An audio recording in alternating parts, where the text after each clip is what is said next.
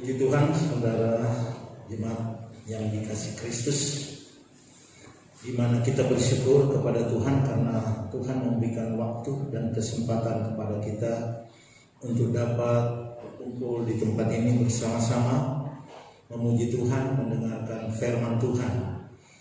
Puji Tuhan, firman Tuhan pada kesempatan ini terambil di dalam Kejadian 1 ayat 1 sampai yang kedua. Ayat 1 dan 2.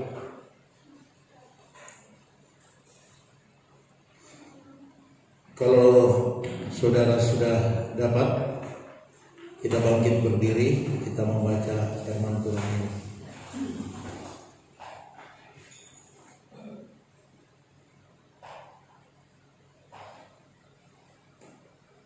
Sekali lagi, Kejadian 1 ayat 1 sampai yang kedua, atau 1 dan 2. Kita baca bersama-sama ayat ini karena hanya 2 ayat dengan hitungan 1 sampai yang ketiga.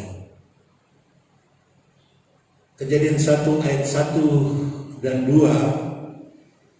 1, 2, 3. Allah menciptakan langit dan bumi.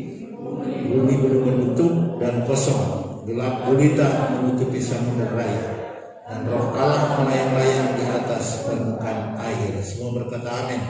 Silakan duduk. Kalau minggu kemarin, di mana firman Tuhan yang disampaikan di tempat ini, yaitu berdosa terhadap Roh Kudus, dan ada 2 kelompok yang bisa berdosa kepada Roh Kudus, yaitu orang-orang yang tidak percaya dan menolak Kristus Yesus, kemudian menghujat Roh Kudus, maka dosanya tidak terampuni. Baik masa kini atau dunia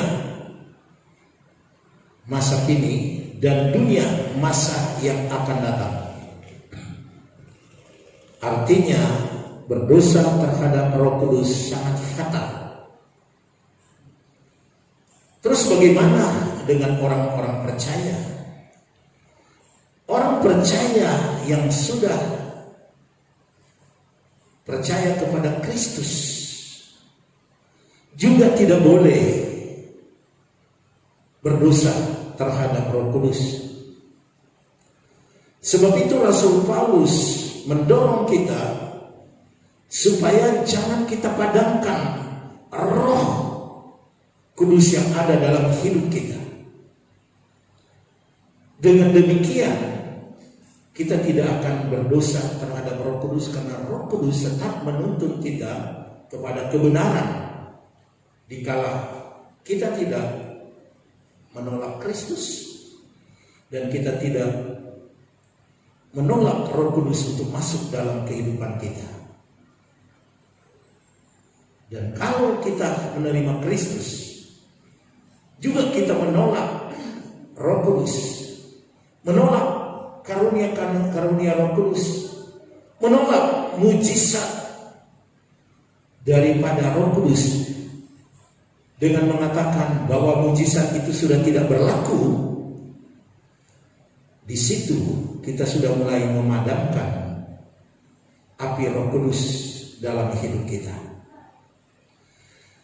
Nah, untuk melihat kebesaran Roh Kudus itu, kita sudah membaca ayat tadi. Saya akan berikan judul ayat tadi itu yang kita baca, pekerjaan Roh Kudus di dalam alam semesta. Jadi kita melihat di sini peran Roh Kudus itu bukan hanya hal-hal yang kecil, tapi ternyata termasuk yang ada di dalam alam semesta ini. Dalam Alkitab yang mengajarkan bahwa Tritunggal yaitu Bapa, Anak, dan Roh Kudus memiliki tugas dan kemudian mereka bekerja bersama-sama. Jadi masing-masing mereka memiliki tugas, memiliki peran penting di alam semesta ini. Kita bisa melihat itu. Paulus mengatakan kepada jemaat Roma, sebab segala sesuatu adalah dari Dia dan oleh Dia dan kepada Dia. Bagi Dialah kemuliaan sampai selama-lamanya. Itu terdapat di dalam Roma 11 ayat yang ke-36. Jadi kita lihat segala sesuatu adalah dari Dia dan oleh Dia dan kepada Dia. Bagi Dialah kemuliaan sampai selama-lamanya. Itu Paulus katakan.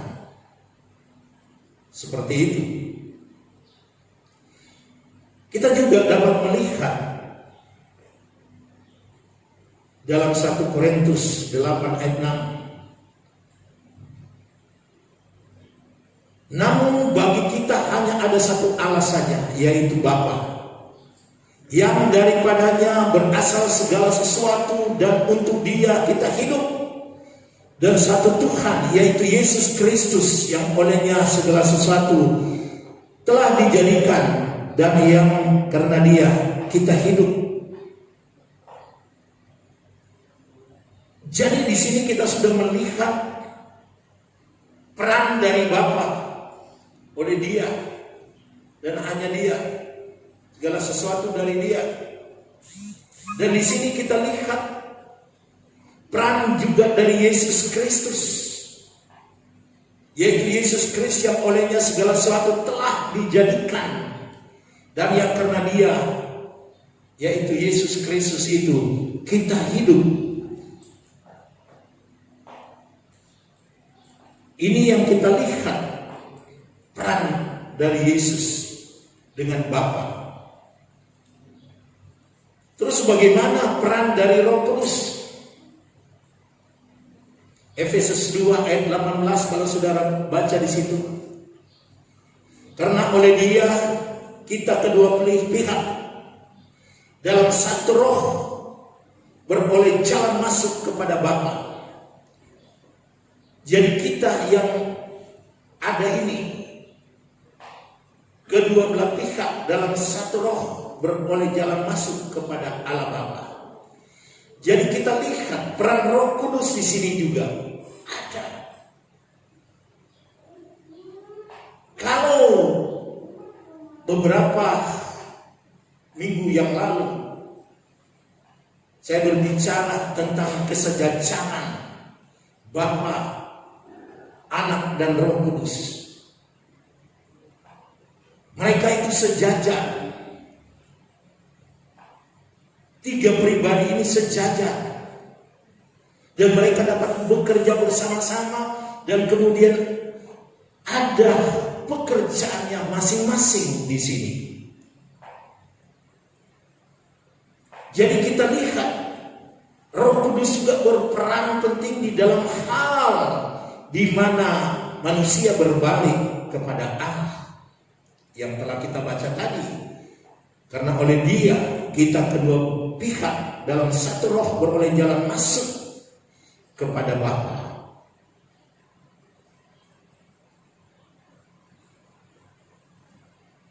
Kemudian dalam Alkitab nyata bahwa masing-masing mendapatkan satu bagian pekerjaan dalam pekerjaan penciptaan yang kita sudah baca ayatnya tadi, yaitu Allah Bapa, Kejadian 1 ayat 1, pada mulanya Allah menciptakan langit dan bumi. Ini menunjuk kepada Allah Bapa. yang menciptakan langit dan bumi. Dan kalau saudara baca di dalam Kolose 1 ayat 16, peran Kristus ada di situ. Karena di dalam Dialah telah diciptakan segala sesuatu yang ada, baik di sorga, baik yang ada di bumi, yang kelihatan, yang tidak kelihatan, baik singgasana maupun kerajaan, baik pemerintah maupun penguasa.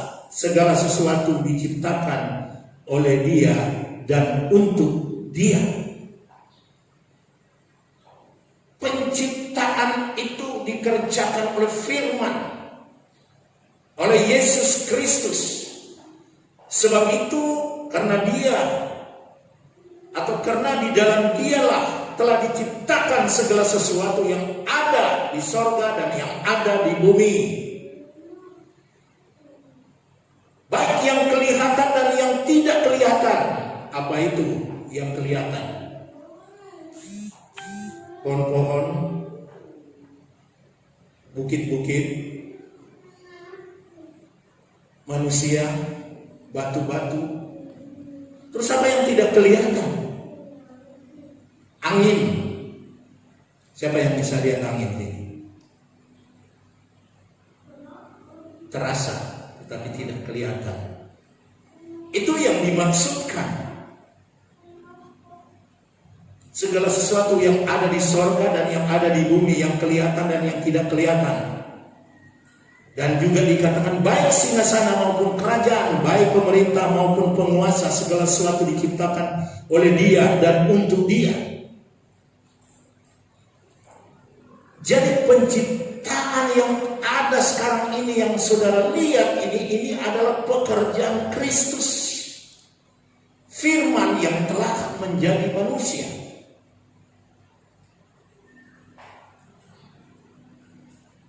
Jadi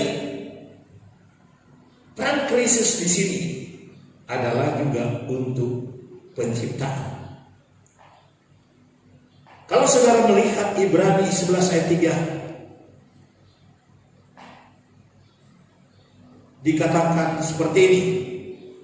Karena iman kita mengerti bahwa dalam alam semesta telah dijadikan oleh firman Allah. Firman telah menjadi manusia. Dan manusia itu adalah Yesus Kristus. Itu berbicara dijadikan oleh firman Allah.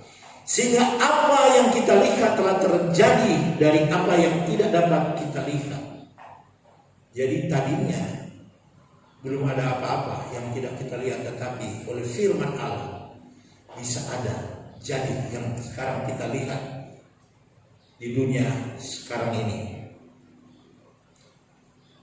Terus bagaimana peran Roh Kudus? Adakah peran Roh Kudus di sini, di alam semesta ini?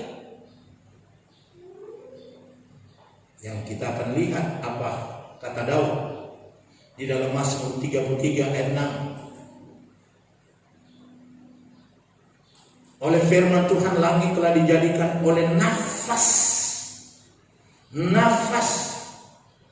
dari mulutnya dan nafas dari mulutnya segala tentaranya. Jadi dari roh, nafas, sebagaimana Allah menghembuskan rohnya atau nafasnya kepada Adam, dan hiduplah Adam. Jadi kita lihat di sini oleh Daud menyebutkan hal itu. Juga lebih jelas lagi apabila saudara lihat juga dalam Mazmur 104 ayat 30, di mana peran Roh Kudus di sini. Mazmur 104 ayat 30, apabila engkau mengirim rohmu, mereka tercipta. Jadi apabila engkau mengirim rohmu, mereka tercipta. Dan engkau membaharui muka bumi. Jadi kita lihat Roh Kudus juga berperan penting di dalam penciptaan ini, bahkan membaharui. Nah, kalau bumi ini bisa ada peran Roh Kudus sehingga mereka tercipta dan Roh Kudus membaharui bumi ini, ancaman bencana alam khususnya di Indonesia ini yang katanya nanti akan terjadi tsunami besar, bagian selatan Jawa masuk Sulawesi dan Maluku karena pertemuan lempengan-lempengan yang dari Australia dan Asia. Kemudian dia bergerak.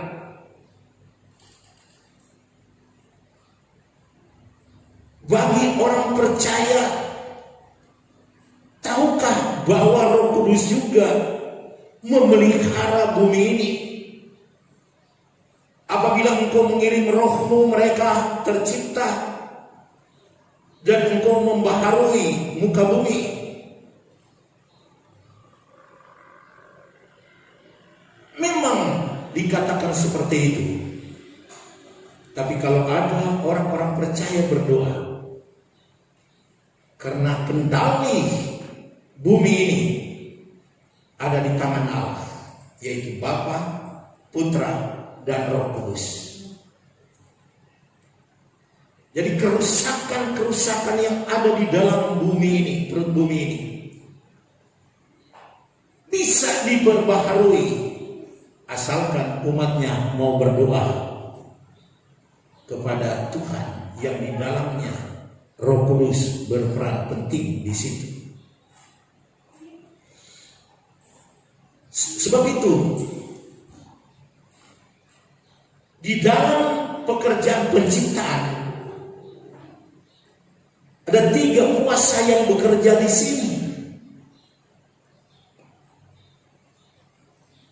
yang kita sudah baca ayat-ayatnya, yaitu Bapa kuasa yang mengadakan, Yesus Kristus,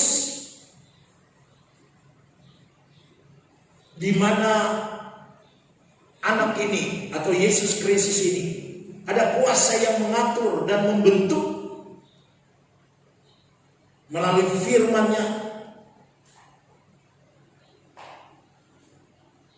dan Roh Kudus ada kuasa yang menyempurnakan dan menggenapkan. Kalau ketiga-tiganya ini bekerja di permukaan bumi, adakah masalah yang kita takuti?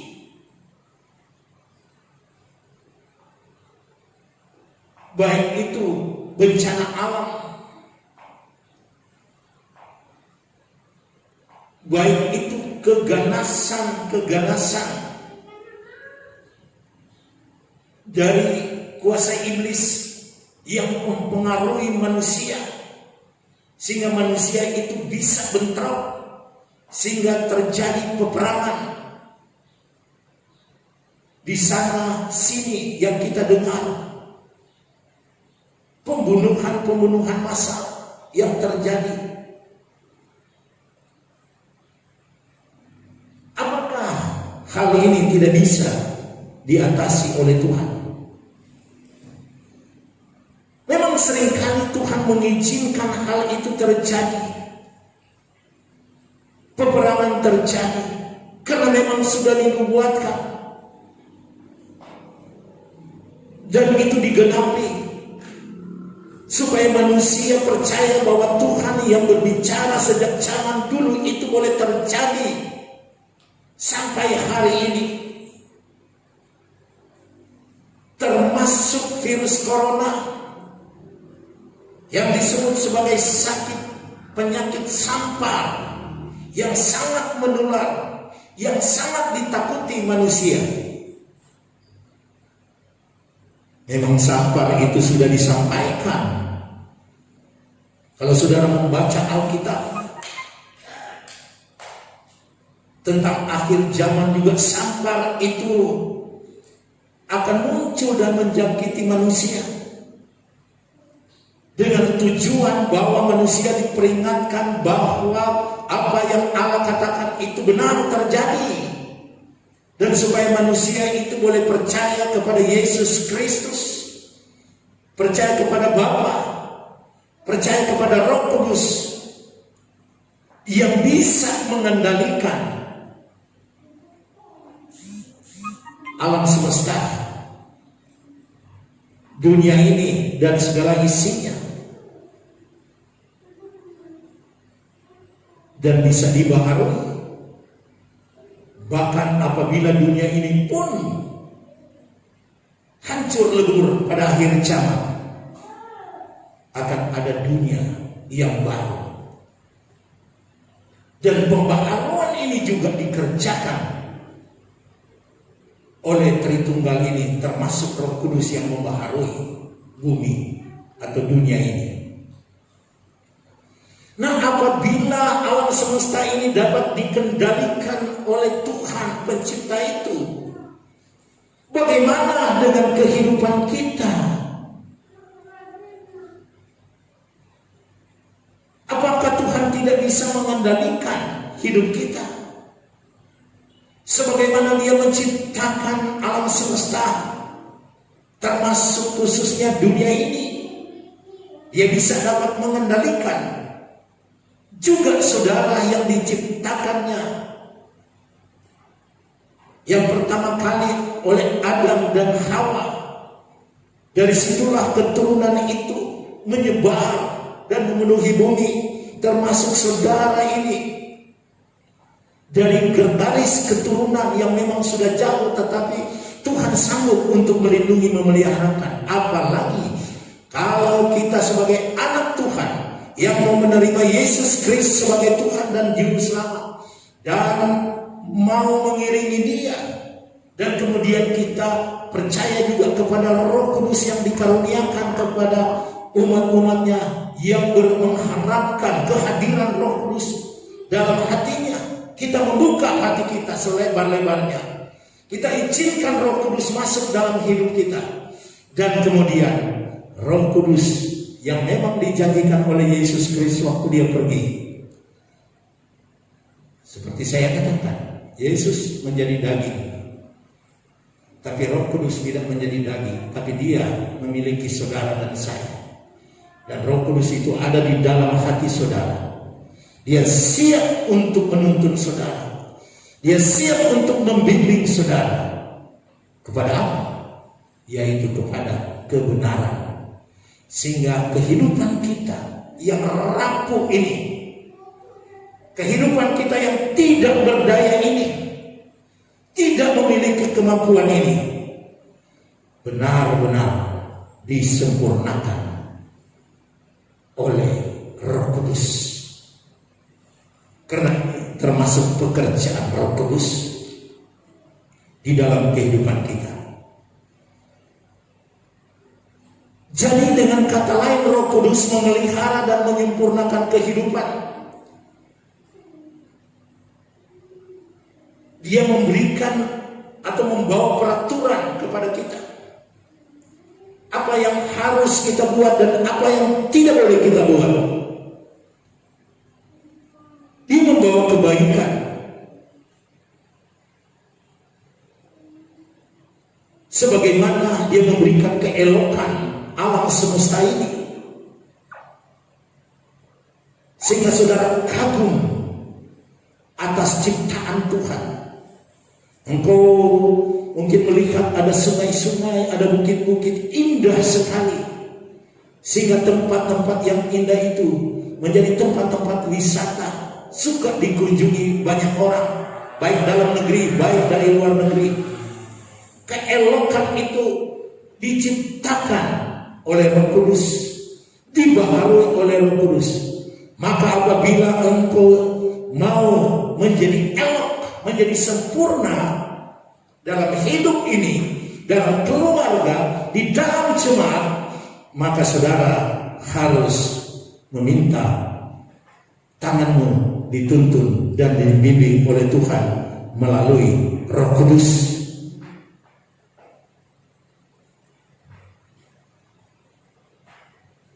Kalau Roh Kudus telah mengatur angkasa raya ini yang bisa kita lihat,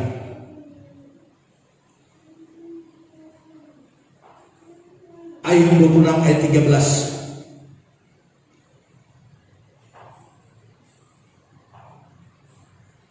Saudara buka itu.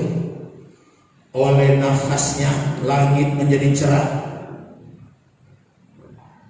tangannya menembus ular yang tangkas. Oleh nafasnya langit bisa jadi cerah. Terus saudara bilang, kenapa minggu kemarin hujan lebat sehingga saya tidak bisa pergi ibadah? Benar kan? Ya. Tapi pas jam kedua saudara tahu itu sudah cerah. Kita kan ada kebaktian pertama, kebaktian kedua. Tuhan memberi jawaban. Saya berdoa, Tuhan berikan kesempatan umat-umat Tuhan untuk beribadah. Jadi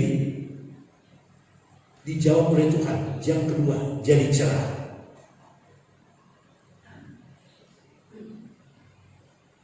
Jadi di sini saudara kita melihat oleh nafasnya langit menjadi cerah, tangannya menembus ular tangkas.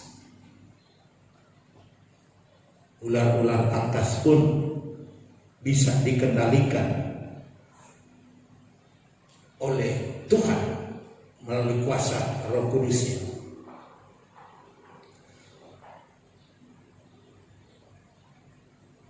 Dan tentang nafas tadi di dalam Mazmur 33 ayat 6 yang telah menjadikan langit dan mulutnya oleh segala tentara, kita lihat Yesaya 40 ayat 12 dan 13.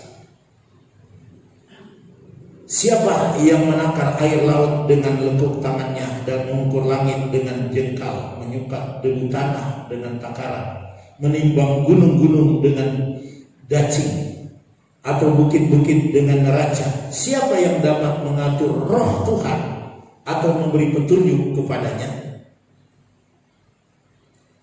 Artinya roh Tuhan itu bisa melakukan itu. Kalau ditanya siapa yang bisa dapat, yang tadi berderetan mengukur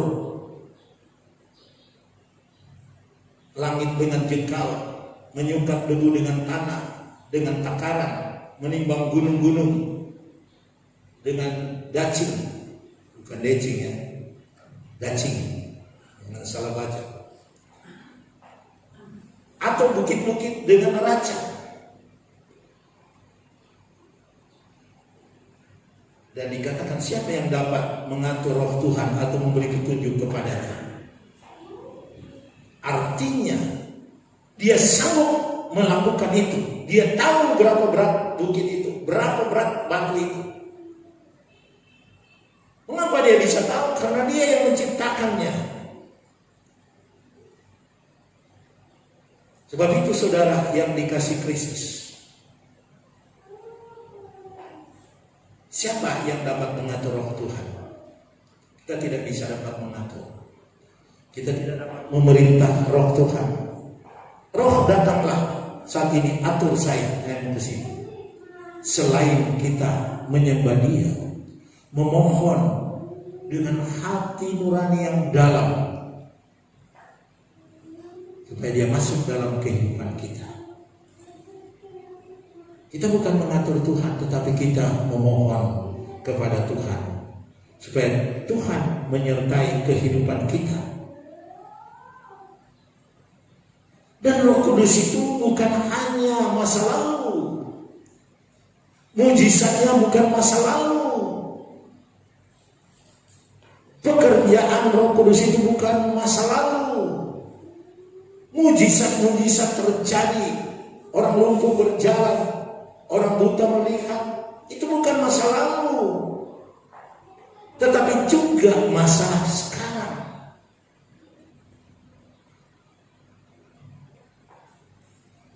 Bukankah Daud tadi katakan yang kita sudah baca, apabila Dia mengirimkan Roh-Nya, maka mereka akan tercipta. Kemudian Dia akan membaharui permukaan bumi ini. Bukankah ini merupakan jawaban bahwa Roh Kudus itu masih bekerja sampai hari ini?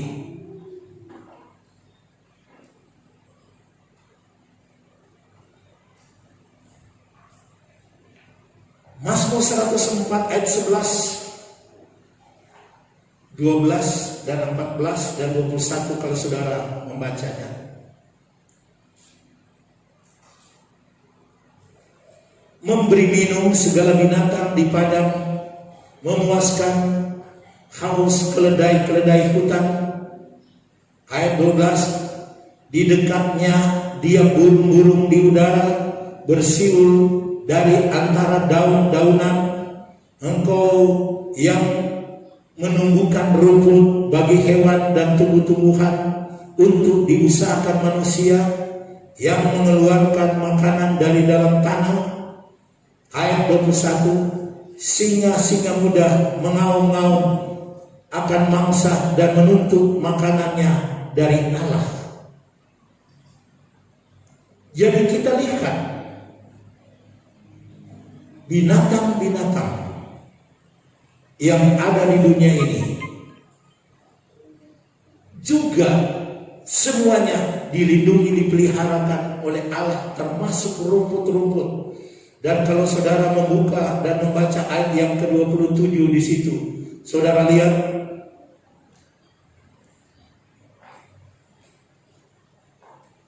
semuanya menantikan engkau supaya diberikan makanan pada waktunya.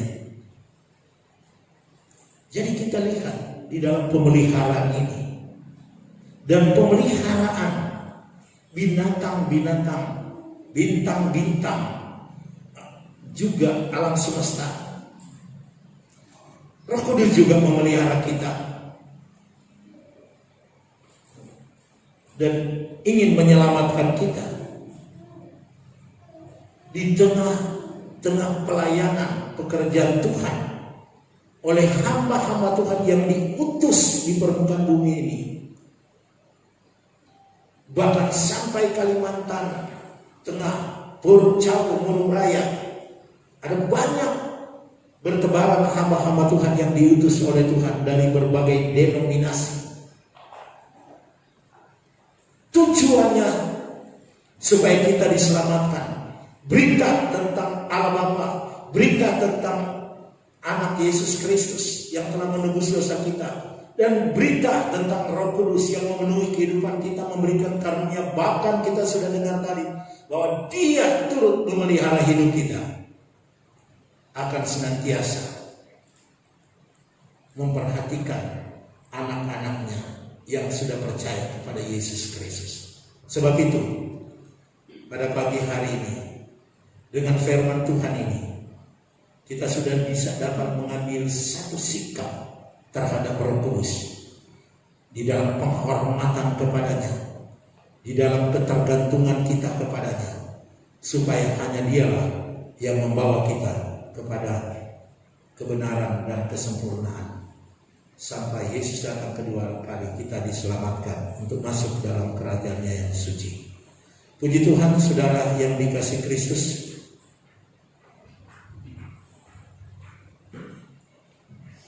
Saatnya kita akan mengikuti perjamuan Tuhan.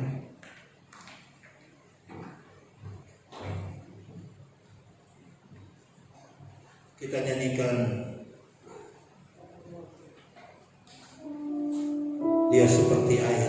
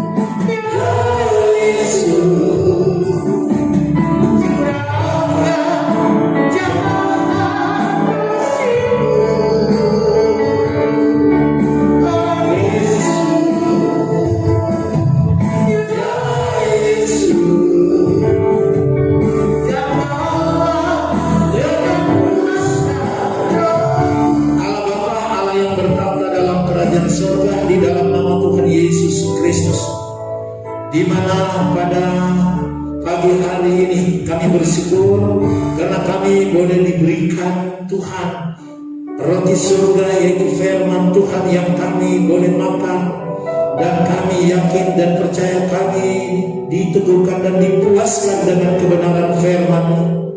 Kami yakin dan percaya firman-Mu ini benar-benar akan menuntun hidup kami ke dalam kebenaran, dan firman-Mu adalah suluh bagi kami di tengah-tengah kegelapan dunia ini. Sebab itu saat ini kami akan mengikuti perjamuan kudus. Tuhan tolong campur tangan, biarlah perjamuan ini benar-benar boleh menjadi berkat bagi kami. Saat ini di depan kami ada roti dan air anggur, yang semuanya ini menunjuk kepada Kalvari, menunjuk kepada Bukit Golgota, menunjuk kepada pengorbanan Kristus, di mana darah-Mu tertumpah di kayu salib. Bilur-bilur-Mu ada di tubuh-Mu, dan semuanya itu sangat bermanfaat bagi kami untuk memperingatkan kematian dan kebangkitan Kristus, pengorbanan di kayu salib. Sebab itu Tuhan memberkati roti dan air anggur ini supaya boleh menjadi keberkatan bagi kami pada saat ini. Di dalam nama Tuhan Yesus Kristus kami sudah berdoa. Haleluya. Amin.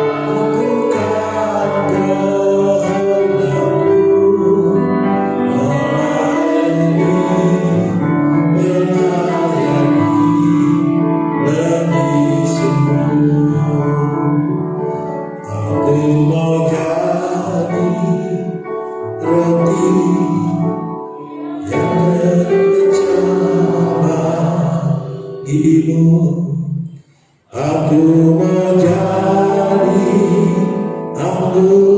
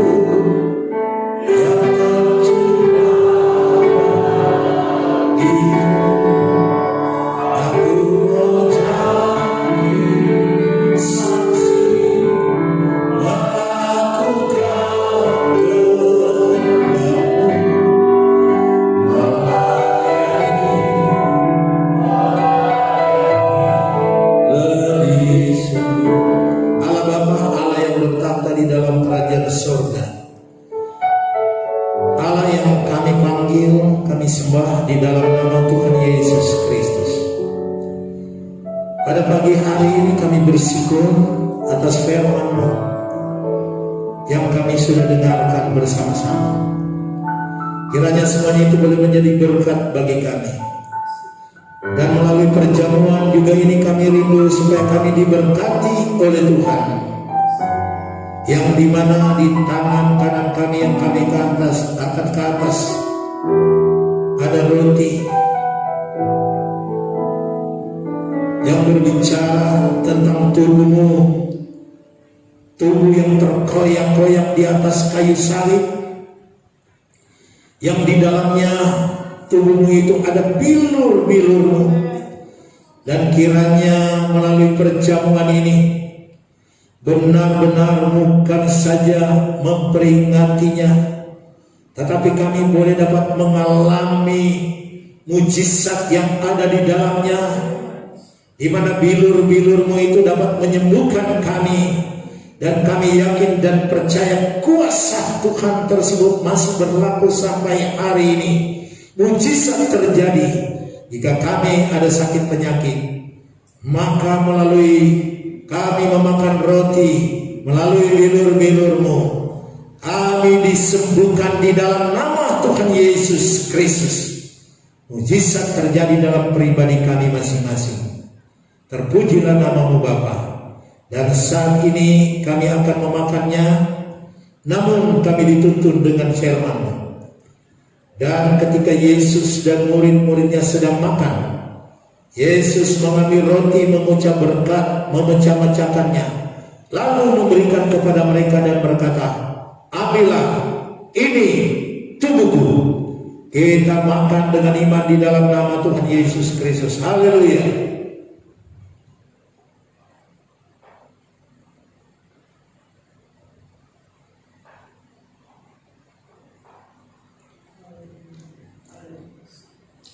Terpujilah namamu Bapa. Terima kasih buat kasih anugerah Tuhan.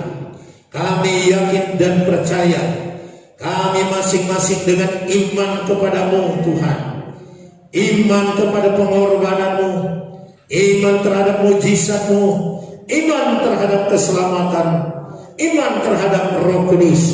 Kami memperoleh berkat melalui memakan roti ini. Di dalam nama Tuhan Yesus Kristus, kesembuhan terjadi bagi mereka yang ada sakit penyakit. Haleluya. Saat ini kita angkat cawan kita. Bapa di surga, di tangan kanan kami yang kami angkat ke atas ada cawan yang berisi air anggur. Sekali lagi Tuhan, kami mengimani apa yang terjadi di atas kayu salib hampir 2000 tahun yang lampau, di mana pengorbananmu, darahmu tertumpah dari kayu salib ke bumi, di mana semuanya itu untuk menembus dosa kami. Biarlah peristiwa ini kami alami dalam hidup kami, sehingga kami selalu dibaharui dengan darah-Mu oleh iman kami kepadamu, sehingga segala dosa kesalahan kami semuanya disucikan, dikuduskan melalui darah-Mu. Terpujilah nama-Mu Bapa. Terima kasih. Kami akan meminumnya, namun kami dituntun dengan firman. Sudah itu ia mengambil cawan, mengucap syukur lalu memberikannya kepada mereka, dan semuanya minum dari cawan itu. Dan ia berkata kepada mereka, inilah darahku, darah perjanjian yang ditumpahkan bagi banyak orang. Kita minum dengan iman di dalam nama Tuhan Yesus Kristus. Haleluya.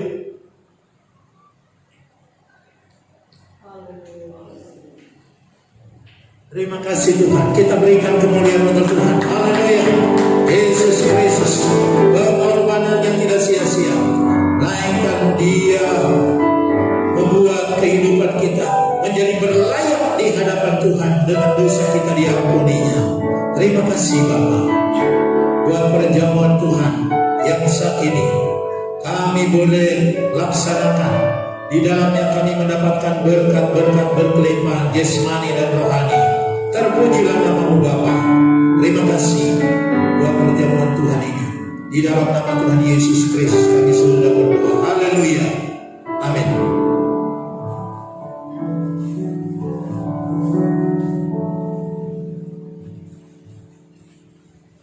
Puji Tuhan, selesai kita dalam perjamuan Tuhan. Kita perpujian, sungguh bangga Bapa punya Allah seperti Engkau, dan kita akan kumpulkan persembahan.